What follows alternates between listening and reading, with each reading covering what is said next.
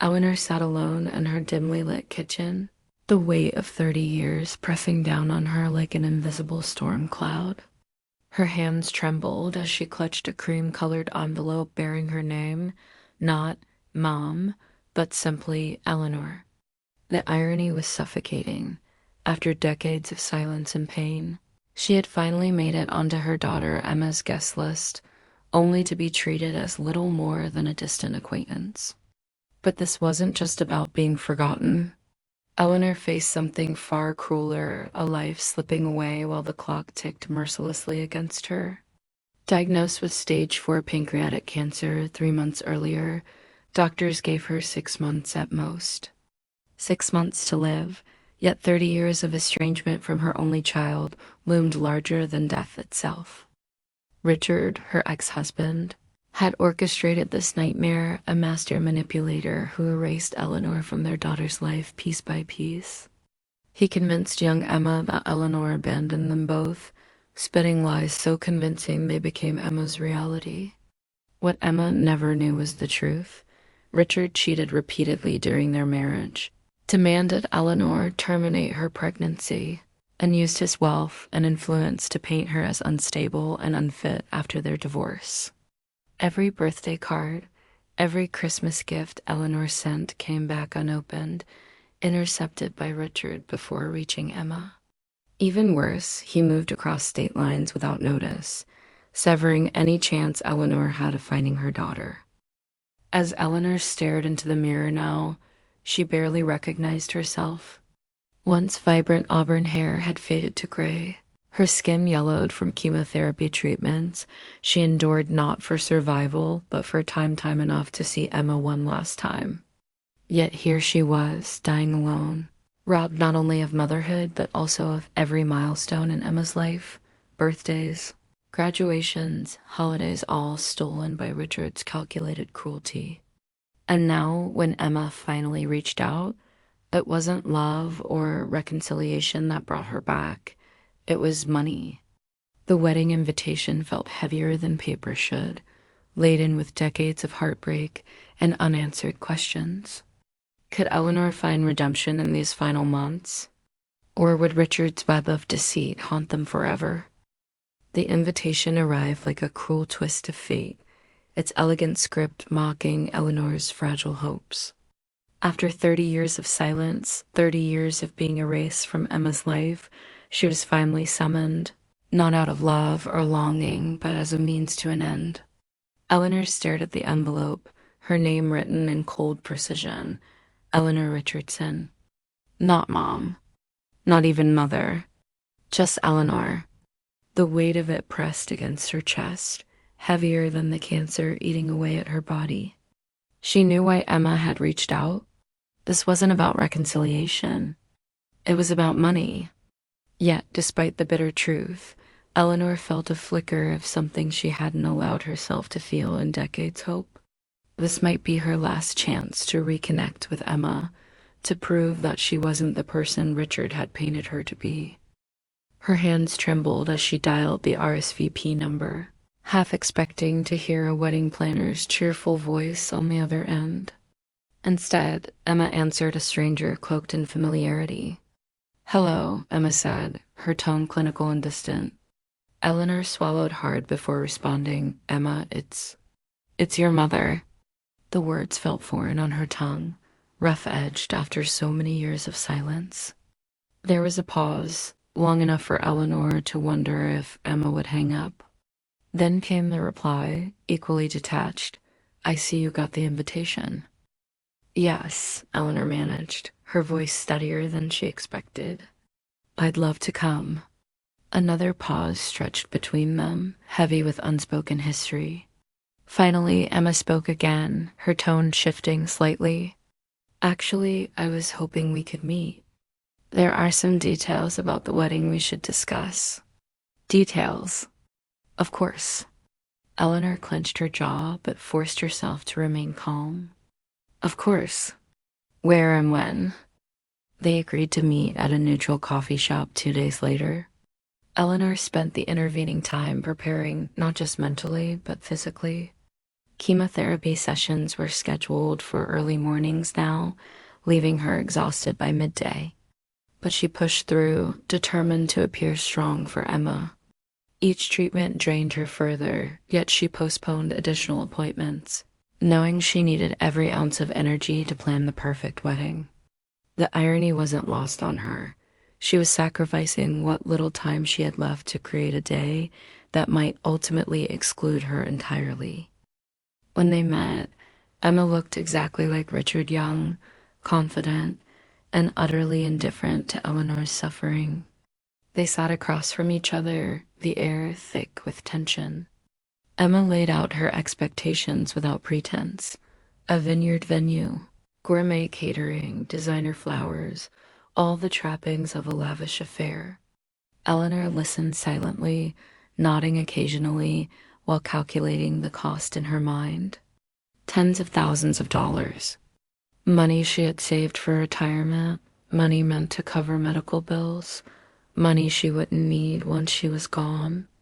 "I'll handle everything," Eleanor heard herself say, surprising even herself with the firmness in her voice. Emma's expression softened ever so slightly, though her eyes remained guarded.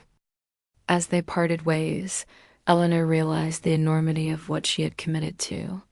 This wasn't just a wedding, it was a gamble with her remaining days. But if funding Emma's dream meant earning one final opportunity to mend their fractured bond, then Eleanor would pay any price, even if it meant dying sooner. Eleanor threw herself into the wedding preparations with a fervor that bordered on obsession. Every detail, no matter how small, was meticulously planned down to the shade of blue for the table linens and the exact placement of floral arrangements beneath the ancient oak trees at Willow Creek Vineyard. She chose seasonal ingredients for the menu because she remembered how Emma, as a child, refused to eat strawberries out of season, claiming they tasted like water. Yet, despite her efforts, Eleanor remained invisible in every meaningful way. When Chef Anton asked about corsages for the mother of the bride, Eleanor redirected the conversation to centerpieces, swallowing the lump in her throat. Emma never once inquired about Eleanor's health or life. Instead, their exchanges were coldly transactional emails listing preferences, texts demanding decisions. The word mom was absent entirely. Eleanor became Eleanor, a name spoken without warmth, as though it belonged to a distant acquaintance rather than the woman funding the entire event. When Eleanor suggested meeting to discuss final details, Emma dismissed the idea with clinical efficiency. "No need," came the reply via text. "James and I will handle it. Just take care of the contracts." It stung, but Eleanor understood the message loud and clear. Her presence wasn't wanted, only her money. Each email felt like another layer of rejection piling on top of decades of silence. Still, she persisted, working tirelessly behind the scenes, creating what she hoped would be the perfect day for her daughter, even if Emma barely acknowledged her existence. The final blow came when Eleanor discovered Richard's audacity.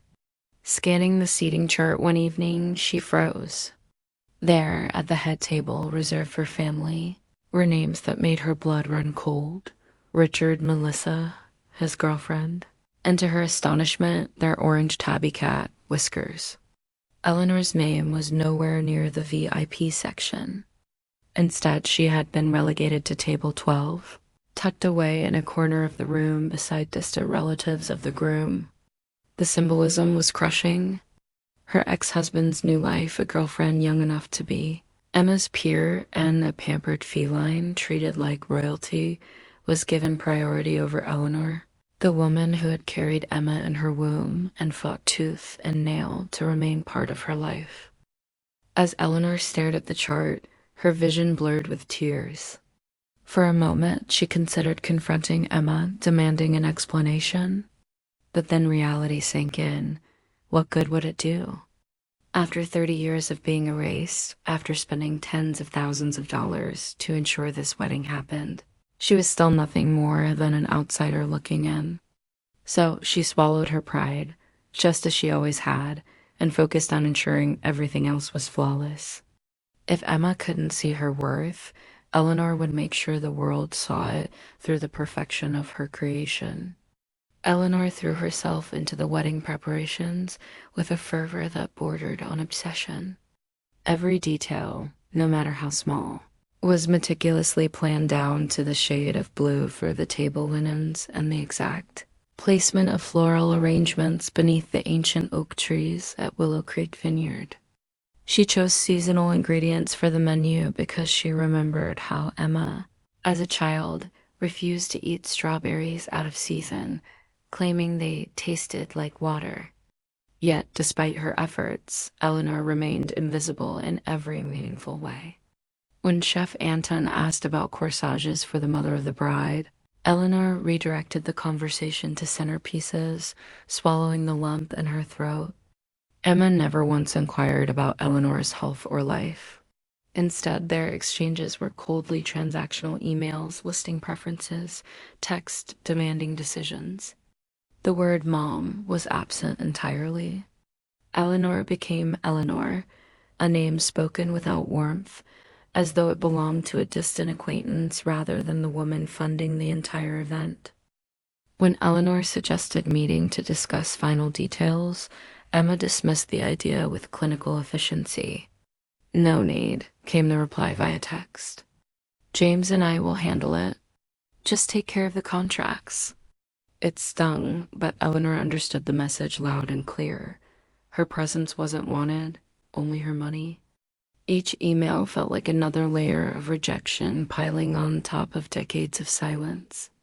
Still, she persisted, working tirelessly behind the scenes, creating what she hoped would be the perfect day for her daughter, even if Emma barely acknowledged her existence.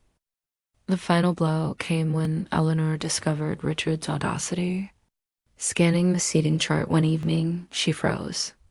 There, at the head table reserved for family, were names that made her blood run cold. Richard, Melissa, his girlfriend, and to her astonishment, their orange tabby cat, Whiskers. Eleanor's name was nowhere near the VIP section. Instead, she had been relegated to table 12, tucked away in a corner of the room beside distant relatives of the groom.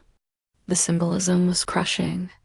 Her ex-husband's new wife, a girlfriend young enough to be Emma's peer and a pampered feline treated like royalty, was given priority over Eleanor, the woman who had carried Emma in her womb and fought tooth and nail to remain part of her life. As Eleanor stared at the chart, her vision blurred with tears. For a moment, she considered confronting Emma, demanding an explanation. But then reality sank in. What good would it do? After 30 years of being erased, after spending tens of thousands of dollars to ensure this wedding happened, she was still nothing more than an outsider looking in. So she swallowed her pride, just as she always had, and focused on ensuring everything else was flawless. If Emma couldn't see her worth, Eleanor would make sure the world saw it through the perfection of her creation. The rehearsal dinner unfolded in a haze of forced smiles and clinking glasses, but Eleanor felt like an apparition haunting the edges of her own life. She had spent weeks orchestrating every detail, choosing the upscale restaurant where Richard insisted on holding the event, approving floral arrangements that would match Emma's vision, even ensuring the caterer served seasonal dishes she remembered Emma loving as a child. Yet here she was, seated at a table far from the wedding party, invisible to everyone except perhaps the waitstaff, who occasionally refilled her water glass. It wasn't until Richard stood up to give his toast that the full weight of her invisibility hit her like a tidal wave. "Ladies and gentlemen," Richard began, his voice booming with practiced charm as he raised his champagne flute. "As the father of the bride, and let me tell you, it's been quite the journey. I couldn't be prouder of how we've pulled this beautiful day together for my little girl." His words dripped with ownership, as if the wedding were his masterpiece. He gestured grandly toward Emma, seated beside him, glowing in her rehearsal dinner attire. "Emma deserves nothing less than perfection. and I think we've achieved just that. From securing Willow Creek Vineyard to arranging every last detail, it's been a labor of love. Eleanor's chest tightened as she watched Emma beam at her father, nodding along to his self-congratulatory speech. Not once did Richard acknowledge Eleanor's role, not the tens of thousands of dollars she'd spent, nor the sleepless nights she endured planning everything while hiding her illness. To him, she didn't exist. To Emma, it seemed she barely existed either. Eleanor glanced around the room. No one questioned Richard's claims. The guests sipped their wine and applauded politely, oblivious to the truth simmering beneath the surface.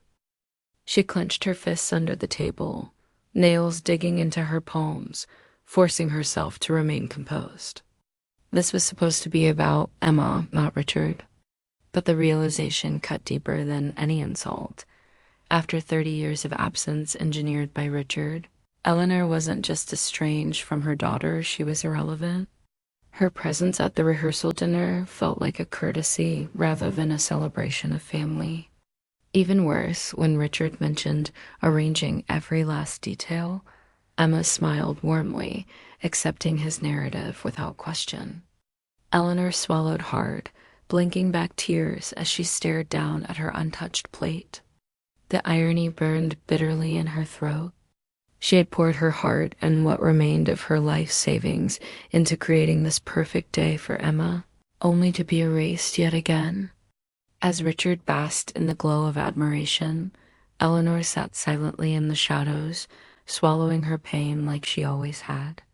For a fleeting moment, she considered standing up, interrupting his performance, and revealing the truth.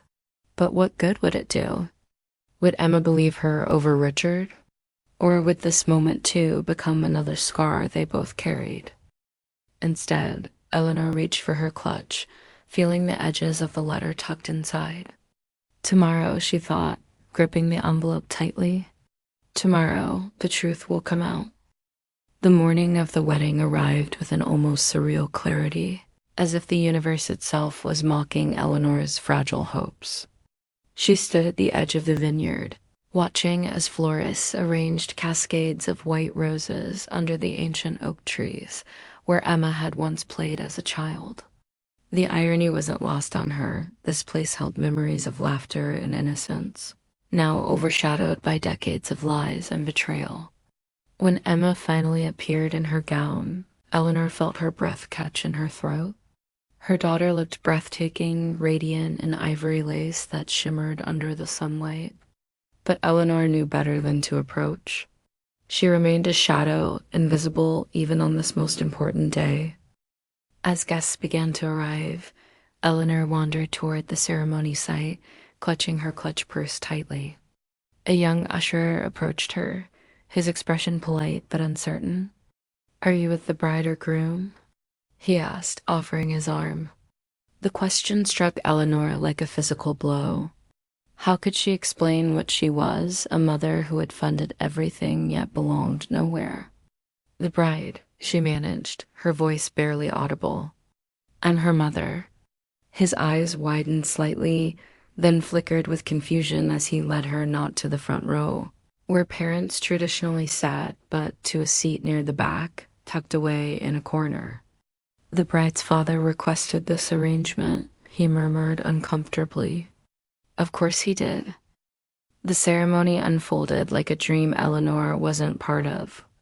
Richard walked Emma down the aisle, beaming with pride, while Eleanor watched from her distant seat, tears threatening to spill. At one point, a waiter approached her during the reception, asking innocently, "Are you the mother of the bride?" Before Eleanor could respond, Emma stepped in hurriedly, her tone clipped. "Oh, no, this is Eleanor. She's been helping with the wedding planning." The words landed like a slap, sharp and unrelenting. Eleanor forced a smile, nodding politely, but inside her heart shattered into 1,000 pieces. The final insult came when Eleanor noticed the seating chart. There, at the head table, were Richard, Melissa, his girlfriend young enough to be Emma's peer, and their orange tabby cat. Whiskers perched contentedly beside them. Meanwhile, Eleanor's name was relegated to table 12, buried in a dimly lit corner of the room. As she took her seat, the weight of it all pressed down on her chest. She had sacrificed so much, her savings, her health, her dignity for a day that had no place for her. Then came the moment that broke her completely. As Emma passed by during the reception, Eleanor mustered the courage to speak. "You look beautiful, Emma," she said softly, her voice trembling. Emma glanced at her, then replied with a cold detachment that cut deeper than any knife. "Mom, you were always better at staying out of the spotlight." Those words echoed in Eleanor's mind, each syllable a dagger piercing her soul. For 30 years, she had been erased, silenced, and now, on this supposed day of celebration, she was dismissed once more. As Eleanor prepared to leave the wedding, her hands trembled as she placed the envelope on the table beside Emma's untouched champagne flute. The weight of 30 years of silence pressed down on her shoulders, but the truth inside that letter was heavier still. She had poured every ounce of her pain, betrayal, and love into those pages, a desperate attempt to reclaim the daughter stolen from her by Richard's lies. Before stepping away, Eleanor glanced at the head table one last time. Richard sat smugly beside Emma, his girlfriend Melissa preening in her designer gown, while Whiskers lounged contentedly nearby. Eleanor swallowed hard, her heart aching with the knowledge that this might be her final act as a mother. The room erupted in chaos moments later when Emma, holding the letter aloft, stood up abruptly. Her voice cut through the air like shattered glass, silencing the orchestra mid-note. "Everyone, please listen," she began, her tone unsteady but resolute. As she read aloud, the guests froze forks suspended midair, wineglasses forgotten. Eleanor's words spilled out, raw and unrelenting. Richard's demand for an abortion, his countless affairs, the deliberate campaign to erase Eleanor from Emma's life using money and manipulation. And then came the revelation about Eleanor's cancer stage 4 pancreatic cancer, with only months left to live. Richard surged to his feet, face red with rage. "Emma, don't believe a word of it," he bellowed, striding toward her. But Emma held her ground, clutching the letter tightly. "Is it true?" she demanded, her voice shaking. "Did you want Mom to terminate her pregnancy with me? Did you lie to me my entire life?" Richard stammered, cornered by the weight of his own deceit. "You don't understand, sweetheart. It was complicated back then." "Complicated?" Emma spat, her voice rising. "You told me she abandoned us? That she didn't care enough to fight for custody? And now I find out she paid for this entire wedding, arranged every detail, and you couldn't even give her a seat at the family table." Her fury ignited a storm, tears streaming down her face as she confronted the man who had shaped her reality with lies. The tension reached its breaking point when Emma grabbed a champagne glass and hurled it to the floor. "Get out," she screamed, pointing at Richard and Melissa. "All of you leave now." Guests exchanged horrified glances, scrambling to gather their belongings. Within minutes, the once elegant reception hall emptied, leaving behind shattered glass, half-eaten desserts, and the lingering scent of expensive perfume. Richard stormed off, dragging Melissa behind him, while Emma collapsed into a chair, clutching the letter as if it were a lifeline. Eleanor watched from the shadows, her chest tight with emotion. She hadn't planned for this public reckoning, but there was no turning back now. The truth had been set free, and though it cost her everything, it was worth it if Emma could finally see clearly.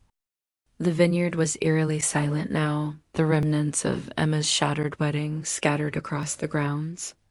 Eleanor sat alone on a stone bench beneath an ancient oak, her heart pounding as she watched guests flee in confusion. The weight of what she had done pressed down on her like a leaden blanket. She had exposed the truth, her truth, but at what cost? Her daughter's voice still echoed through the air, amplified by anger and betrayal. Then, through the dim glow of fairy lights strung between trees, Eleanor saw Emma approaching. Her once pristine wedding gown was smeared with dirt, her makeup streaked from tears. For the first time in decades, Emma looked fragile, broken. "I've hated you," Emma began, her voice trembling with raw emotion. "For 30 years, I've hated you for leaving us. I thought you didn't care enough to fight for me, that you chose your career, your freedom, over being my mother." Each word felt like a dagger piercing Eleanor's soul, but she remained silent, allowing Emma to release the pain she'd carried for so long. "But it wasn't true, was it?" Emma demanded, her voice rising. "Dad lied. He hid your letters, your gifts. All those birthdays, Christmases, he told me they were from some obsessed woman trying to ruin his life. But they were yours, weren't they?" Eleanor nodded, tears streaming down her face. "Every single one," she whispered. "I wrote to you every week for years. Sent presents, cards, anything I could to remind you that I loved you. But Richard, he made sure you never saw them. He intercepted everything, painted me as someone I wasn't." Her voice cracked under the weight of suppressed memories. "I fought for you, Emma. With every ounce of strength I had, I fought. But Richard had money, connections, influence. He drained our accounts before I even knew he was planning to leave. By the time I hired lawyers, he had already convinced the courts I was unstable, unfit. Even supervised visitation stopped when he moved you out of state without warning." Emma sank onto the bench beside Eleanor, her hands trembling as she covered her face. "Why didn't you try harder to find me?"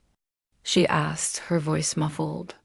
"When I got older, why didn't you come back?" Eleanor reached out hesitantly, placing a hand on Emma's shoulder. "I tried, sweetheart.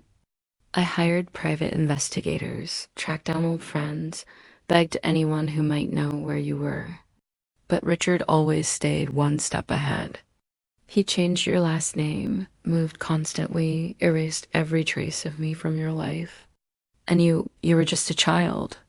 How could I blame you for believing him? He was there day after day, while I was nothing more than a ghost he created." Emma shook her head, tears spilling onto her hands. "And I believed him. I believed every lie. I let him turn me against you. All these years." Her voice trailed off, choked by sobs. Eleanor pulled her into an embrace, holding her tightly as if afraid she might disappear again. "It's not your fault, Emma. You were caught in the middle of something far bigger than you could understand. Richard manipulated both of us, but especially you. He wanted you to hate me because it made it easier for him to control you."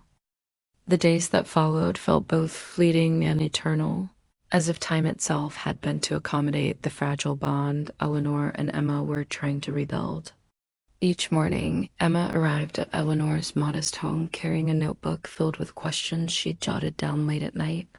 "Tell me about when I was little," she'd ask, her voice tinged with longing for a childhood she now realized had been stolen from her, not just by Richard, but also by his lies. Eleanor would smile softly, her heart aching with memories too vivid to dull, even after decades of silence. In the kitchen, they began their rituals. Eleanor taught Emma how to make lasagna, the same dish she used to prepare every Sunday when Emma was young. "You always loved helping me layer the noodles," Eleanor recalled, her hands steady despite the cancer ravaging her body. "But you hated grating cheese because it made your fingers sticky." Emma laughed, though tears glistened in her eyes. These small moments, fragments of a life she never knew, felt like treasures, unearthed from beneath layers of betrayal and misunderstanding. Emma listened intently as Eleanor recounted stories of her early years, the time she insisted on wearing mismatched socks to kindergarten, or how she once brought home a stray dog and begged Eleanor to let her keep it. "Dad said you didn't want pets," Emma murmured, her voice heavy with realization. "He told me you thought animals were messy and inconvenient." Eleanor shook her head, her expression pained. "I wanted a pet for you so badly. but he refused, saying we couldn't afford it, and then he bought himself a new car the next week. As the hours stretched into days, Emma began sharing pieces of her own life, the struggles of growing up believing she'd been abandoned, the pressure of living under Richard's controlling thumb, and the guilt she carried for hating Eleanor all these years. "I thought you were selfish," Emma admitted one evening, her voice breaking. "But now I see you were fighting battles I can't even imagine." Eleanor reached out, covering Emma's hand with her own frail one. "We both fought battles, sweetheart, and maybe this is our chance to lay them down together." One afternoon, as sunlight streamed through the kitchen window, Emma noticed Eleanor pause mid-sentence, her face pale and drawn. "Mom, are you okay?" she asked, panic rising in her chest. Eleanor waved her off weakly. "Just tired, love. The treatments take more out of me each day." Emma clenched her fists, frustration bubbling over. "Why didn't you tell me sooner? Why did you wait until there was almost no time left?" Eleanor sighed, her gaze softening. "Because I was afraid, Emma. Afraid you wouldn't believe me. Afraid you'd hate me forever." That night, as they sat together watching old family videos Eleanor had saved, Emma rested her head on her mother's shoulder. For the first time in 30 years, she allowed herself to feel the comfort of being truly seen, not as Richard's daughter, not as someone defined by his lies, but simply as herself. Though Eleanor's strength waned with each passing day, the connection between them grew stronger, forged in truth and forgiveness. Their remaining time might be brief, but it was enough for healing, for understanding, and for love. The truth, when it finally emerged, was like a storm that tore through the fragile facade of Emma's life. Eleanor's letter, read aloud in front of the stunned wedding guests, shattered the lies Richard had carefully constructed over 3 decades. For Emma, the revelation was both liberating and devastating, a reckoning with the father she had trusted and the mother she had despised. Yet, as painful as the truth was, it became the bridge that connected her to Eleanor in ways neither had thought possible. Sitting together beneath the ancient oak trees of Willow Creek Vineyard, they began to untangle the web of deceit that had separated them. "I spent my whole life hating you," Emma admitted, tears streaming down her face. "But now I realize I hated a version of you that never existed." Eleanor reached out, her frail hand trembling as it covered Emma's. "And I spent my life loving you from afar, hoping one day you'd know the real me." Time was cruelly limited. Eleanor's prognosis left them with mere months, but within those constraints, they found a depth of connection neither had imagined. They cooked meals together, shared stories, and laughed over old photographs. Each moment felt like reclaiming stolen years, a desperate attempt to fill the void left by Richard's manipulation. Forgiveness didn't come easily. It was messy, raw, and often accompanied by tears. But it was honest, and in its honesty lay the power to heal. As Emma sat beside Eleanor during her final days, holding her hand and whispering words of gratitude, she realized that their brief reconciliation meant more than any perfect wedding ever could. The truth, though painful, had given them something far greater, a chance to rewrite their story before it was too late.